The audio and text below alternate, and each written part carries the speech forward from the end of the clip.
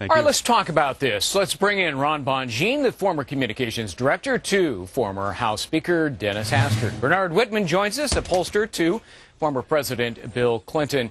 A couple of things jump out, and Ron, let me start with you. One of the things that I see here is that the population shifts toward the South and the West in states which are and have traditionally been Republican-leaning, and it shifts away from the traditional Democratic-leaning states. Does that somehow give the GOP an advantage in 2 years? Oh, it sure does.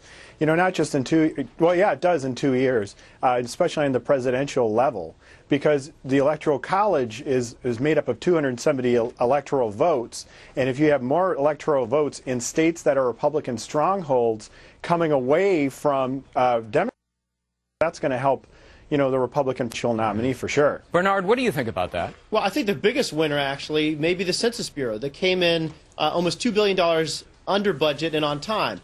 And if you look, on balance, a slight benefit to the Republicans, but not significant. Overall, states that Obama won suffer a net loss of 6 seats. So states that McCain won got another 6 seats. But if you go state by state, the results are much more mixed. New York lost 2 seats, 1 Republican, 1 Democrat. Texas gained 4 seats. Likely that 2 of those seats are going to be majority-minority districts, Hispanic districts, and given the Republicans' record on immigration, I think both of those are going to be likely solid Democratic seats. So I think that if you look at it very quickly, you might say big win for the Republicans. I'm not so sure. I think actually the greatest threat is going to be from gerrymandering from all these state legislatures that are controlled by the Republicans. The gerrymandering, which is obviously has a negative connotation associated with it, although it's a reality. Ron, what about that? I mean, after all, there were huge Republican gains in governorships and state legislatures in the midterm elections, and that means that the GOP in those particular states will be drawing the new districts, and they can always do it in a way that is most favorable to them. Another advantage for the GOP?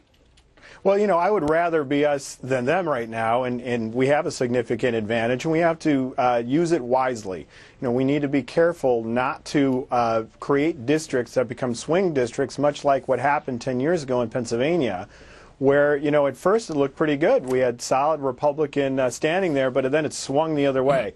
We need to be careful about that, and I think Republicans at the national level realize that. They're going to be focusing on trying to pad some of the safe seats and be very, very, very strategic about this. It's going to be a state-by-state issue, but again, I would rather be us than them right now. You know, Bernard, you're the guy who used the term gerrymandering, so you must be a cynic. I was just going to say redistricting. But, I mean, it is a reality, and it will likely happen, and it will happen in places in which Republicans have more control than your party, the Democrats. It's going to hurt you guys, isn't it? Well, look, I'm a political realist. And what we really need and what the American people are looking for is a movement to nonpartisan redistricting. That may happen actually in New York State, thanks to Ed Koch's work in New York Uprising. The governor-elect Cuomo has endorsed that plan.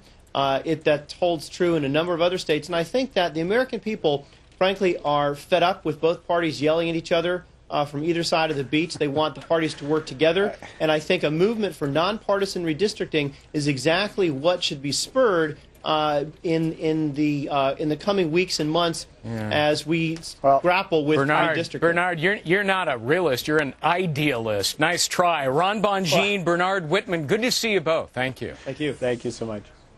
Well, a wild end to a police chase. A DWI suspect tries to run over a police officer. Check this out. But it's his canine partner that comes to the rescue. You're not going to believe this. It's our must-see moment of the day. Plus, our live chat is up and running. Harris, lots of different conversations happening on that board today. What's going on? Yeah, a lot of response to the legal panel that Greg